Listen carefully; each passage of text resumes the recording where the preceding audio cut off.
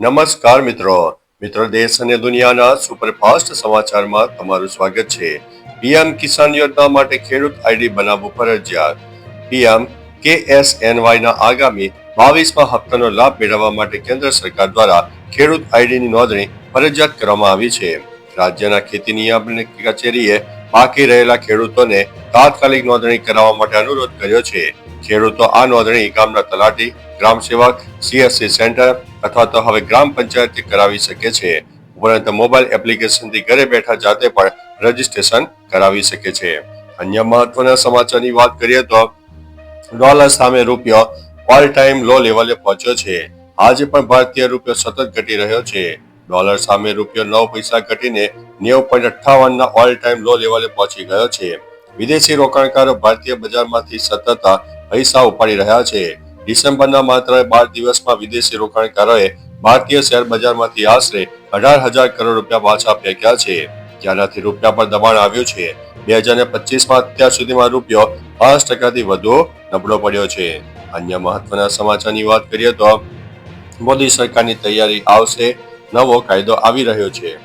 મોદી સરકાર મહાત્મા ગાંધી રાષ્ટ્રીય ગ્રામીણ રોજગાર ગેરંટી અધિનિયમ એટલે કે મનરેગા નાબૂદ કરવા જઈ રહી છે અને એક નવો ગ્રામીણ રોજગાર કાયદો લાવવા જઈ રહી છે।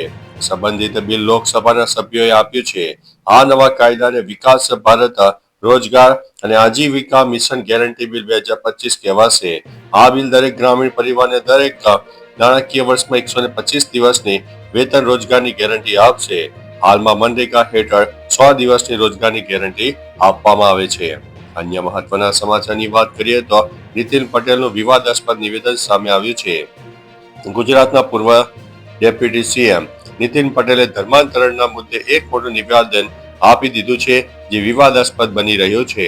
તેમણે કહ્યું છે કે દેશમાં ખ્રિસ્તીઓની સંખ્યા વધી રહી છે અને આંતરિક વિભાજનને કારણે હિન્દુઓની સંખ્યા ઘટી રહી છે।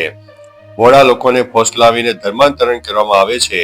તેમણે મુસ્લિમ અને ખ્રિસ્તી સમુદાયનો ઉલ્લેખ કરતા કહ્યું છે કે ભલે બંનેની રીત અલગ હોય, પરંતુ બંનેનું અંતિમ લક્ષ્ય હિન્દુની સંખ્યા ઘટાડવાનું રહેલું છે। અન્ય મહત્વના સમાચારની વાત કરીએ તો બનાસકાંઠામાં દારૂબંધીની અનોખી પહેલ। પાલનપુર તાલુકાના માલણ ગામે દારૂબંધીના કડક અમલ માટે અનોખી પહેલ કરવામાં આવી છે।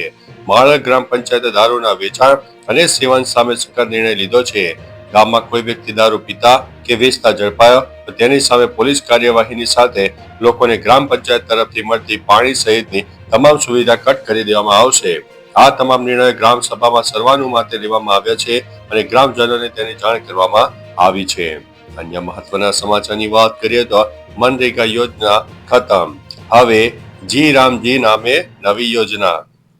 કેન્દ્ર સરકારે મનરેગા યોજના નાબૂદ કરવાની તૈયારી કરીને લોકસભાના સભ્યોને નવા બિલની નકલ સોંપી છે। આ નવો કાયદો વિકસિત ભારત ગેરંટી રોજગાર અને આજીવિકા મિશન એટલે કે ગ્રામીણ 2025 અથવા તો જી રામજી ના નામે ઓળખાશે।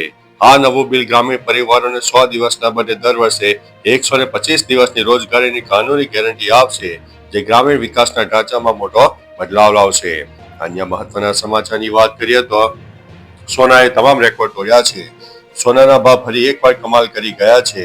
ઓલ ટાઈમ ઉપર સોનું પહોંચી ગયું છે।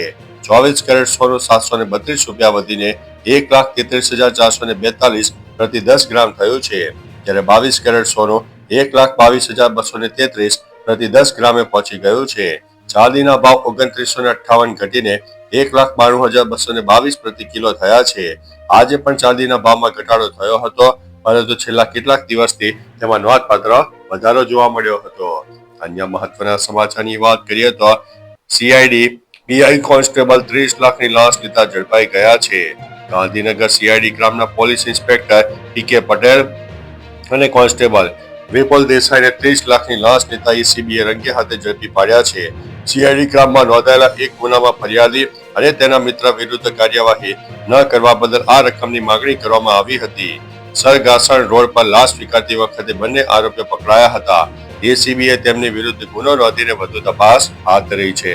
અન્ય મહત્વના સમાચારની વાત કરીએ તો લોકસભામાં પરમાણુ ઉર્જા સંબંધિત બિલ રજૂ કરાયા છે। સંસદના શિયાળુ સત્રમાં અંતિમ સપ્તાહનો પહેલો દિવસ હોબાળા સાથે શરૂ થયો।